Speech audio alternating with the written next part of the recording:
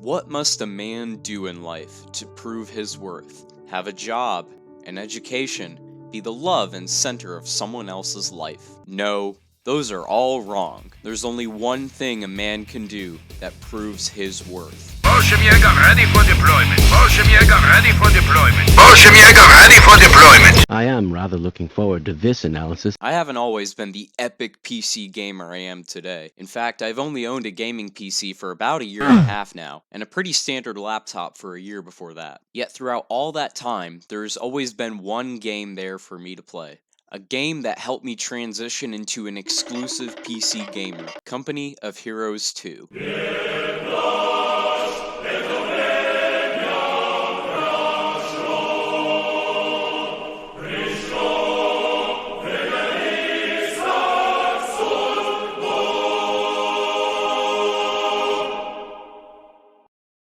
Company of Heroes 2, shocker, is the sequel to the first Company of Heroes game, and was developed by Relic Entertainment and released in 2013. Now, if you've never heard of this series before, that's okay. Company of Heroes hasn't really been the most talked about game series for the past few years. In fact, it's only now that Company of Heroes 3 is being developed that people have begun talking about it again. Shells were raining down on us as we rushed toward the German fortifications.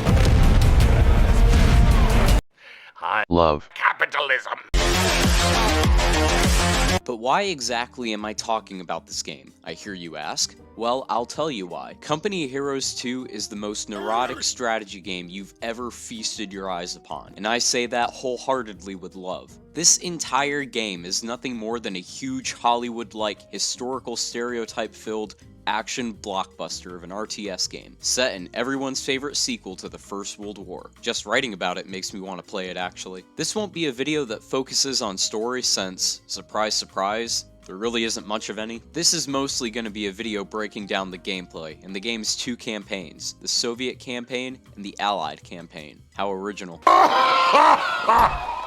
If you play as the Soviets, well gosh dang congrats, because you get to lead the counterattack against Nazi Germany and its subsequent invasion, from Moscow in 1941 to Berlin in 1945. The Soviet campaign essentially acts as both a large tutorial and test of skill, with the missions taking place in Stalingrad and around Moscow introducing new mechanics and concepts to the player, and the counteroffensive against Germany being the missions where the player must fight on their own feet using their own know-how, all while the events shown essentially take place through the eyes of the character Russian Captain Lev Isakovich. Because believe it or not, the Russian campaign actually tries its hand at a story. I'm not going to focus too heavily on it, since there really isn't much to it, but for what it's worth, it is as simple as it is bittersweet. Following the recollective perspective of Lev Isakovich as he sits in a hut in Siberia, we're explained the events that he took part in during World War II, and how he became disillusioned with the USSR, whether it be through witnessing the shooting of friendly partisans, the executions of prisoners,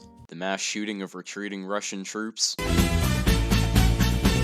In the end, he's set free from his prison by his former commanding officer who sent him there in the first place. In all fairness though, the last cutscene of the game did hit kinda hard, and overall, I'd say the story of the campaign is an overall positive one. Enough about lore though, let's talk gameplay. If you're familiar with the games Command & Conquer and Men of War, they can get a pretty good idea of how Company of Heroes gameplay works, as it takes aspects of both of these series and makes something unique with it. The base building and unit mechanics of Command & Conquer, and the map design and unit abilities of Men of War. How complex is it? Not very. I'd say it's much more fleshed out than Command & Conquer, not that that means much, but it's also more casual than Men of War since there's generally less micromanaging in Company of Heroes 2. The first of these mechanics introduced has to deal with infantry, the super complex ability of moving a squad of infantry, and also throwing grenades as you move through the outskirts of Stalingrad, trying to drive out the fascist pigs. On the way, you'll commandeer German artillery and learn that green cover equals good and orange cover equals not so good. Not that that matters to me at all, since if you're an infantry main like me, you rush more than use actual tactics. The second level, taking place a year before the first mission, introduces much more to the game than just covering grenades, however.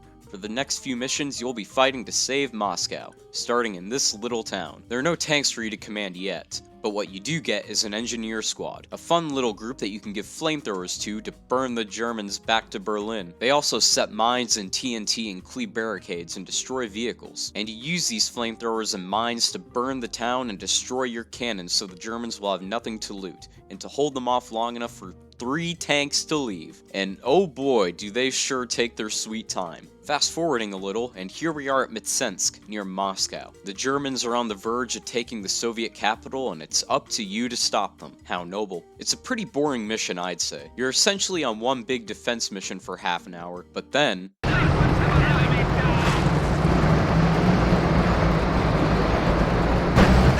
Time for revenge! Fuck them up, comrades! Yes, that's right, Comrade Tank Commander. We finally get access to the coveted tanks of Company of Heroes 2, and the way they work is... alright. It's nowhere near as fun as the tank combat in Men of War, but hey, what really is? And by the end of the day, you've successfully driven the Nazi horde out of Mitsensk and away from Moscow. And now that they're driven back and have nowhere to go, it's time for the Russian winter to set in. Which leads us to the worst level of the Soviet campaign. I hate this level so much, I didn't even bother playing through it all the way. Something about freezing to death and using stealthy tactics in a game not meant for stealth.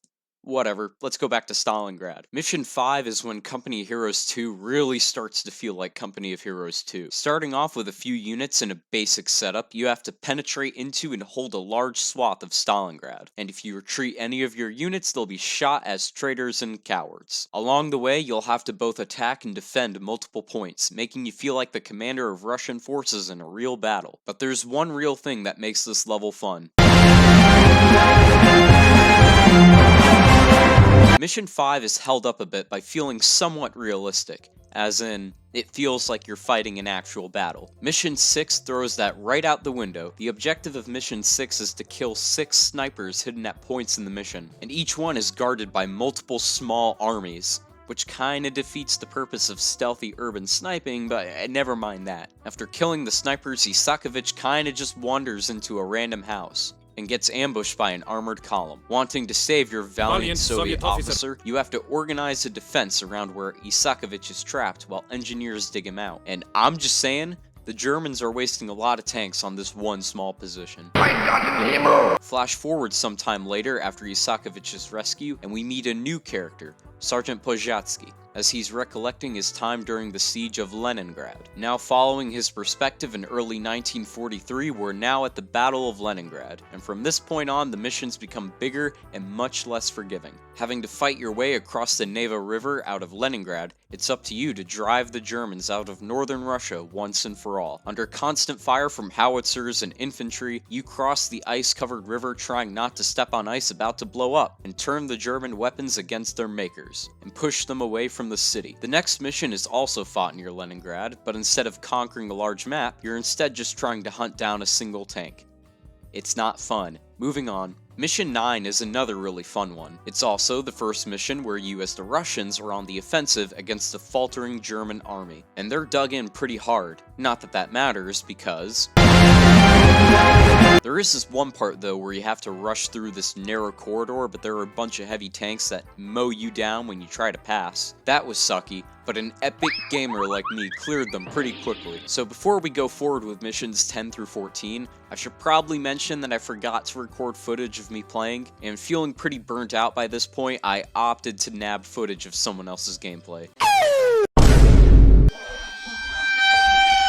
No, I'm not proud. I'll go ahead and link in the description the channel from where I got the gameplay from. But anywho, Mission 10, Lublin. Lublin is like the inverse of Stalingrad, because now you're on the offensive against an urban ruin with the Germans dug in waiting for you. After a long battle, you secure a large perimeter around your main objective, which is a castle with a German garrison of tanks and infantry. And it is not as hard or challenging as it sounds. Pretty fun mission, but really anticlimactic ending for sure. Mission 11 just sucks. I have no idea why exactly the devs decided to add in so many stealth-related missions. Thankfully though, this is the last one one, and also thankfully, it's arguably the best one. Not that that really means anything, but you know. And I guess the female character they suddenly added, Anya, is pretty cool too. Hi Anya! The whole mission involves you going around blowing up German supplies with nothing but 2 squads of snipers, and no support until the very end. If you get unlucky and your guys are all killed, well, looks like you gotta play the whole mission over again, my guy. Luckily though, I got the mission done on my first try.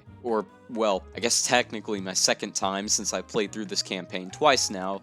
But uh-oh, turns out your friend Przewski planned on betraying Anya the whole time, and ends up executing her. Bye, Anya. The next mission shows another large gap in time. Now we're fighting for the city of Ponzin, along the Oder River, in early 1945, just a mere few months before Berlin's downfall. It's pretty fun, but I swear it'd be impossible without the airstrike commander ability. The entire city is littered with machine guns and AT guns, and even Tiger tanks, which, unlike in real life, in this game, Tigers are pretty much invincible without your own heavy tanks. But because you're a human with a brain and also air support, you eventually clear out the city against all odds. And by now you're also probably feeling pretty burnt out by this game. I know I sure was. But you still have 2 more levels to beat, buddy old pal, and one of them is going to be at least 40 minutes long. So you better suck it up because this video is already way behind schedule.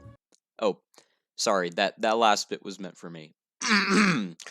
Anyway, Mission 13. This level is easy, and between Poznan and the upcoming battle for Berlin, it's pretty short too. It's a pretty typical Conquer type mission, just take all the points and you win. Not much to it really, it's fine. You know what wasn't fine though? Spending almost an hour trying to capture Berlin in level 14. It's weird. On one hand, Berlin is actually a fun level, but playing the whole game and then fighting in Berlin, not fun. By this point, I was just thinking about how much I wanted this campaign done so I could move on to the Allied campaign. But taking away all my feelings of exhaustion, it is a fine send-off. The first stage of the battle involves you capturing the Maltka Bridge, and from there you're free to storm the city at your own leisure, as you divide and conquer pockets of German soldiers, until eventually you arrive at the Reichstag. Unsurprisingly, the building is heavily defended by artillery, tanks, and infantry, and as you try to clear the building, the Germans launch plenty of counterattacks to drive you back. Some of them actually kinda worked, but eventually, you clear out the German resistance, and your troops successfully storm into the Reichstag. Cue the actually really satisfying endgame cutscene that actually gave me feels, and that's the Soviet campaign. Phew! I really wish I could say that I was done, but alas, my fellow epic gamers, we've only reached the halfway mark. We still have the American campaign to play.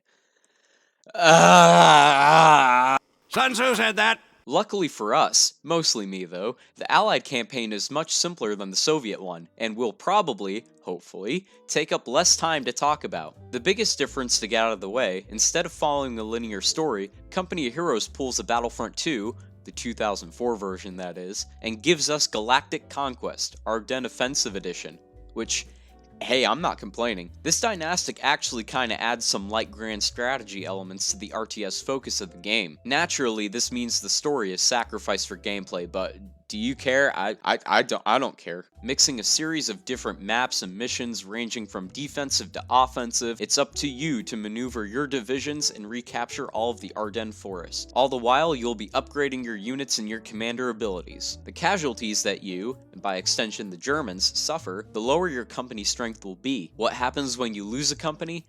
I actually don't know. I don't think I've ever lost one. Look it up or something. You, as the Allies, actually have 3 companies you have to manage and maneuver. Dog Company, Baker Company, and Able Company. Very original names. There's also Fox Company, but I, never used them, so Able Company is my personal favorite, since it gives you airborne units.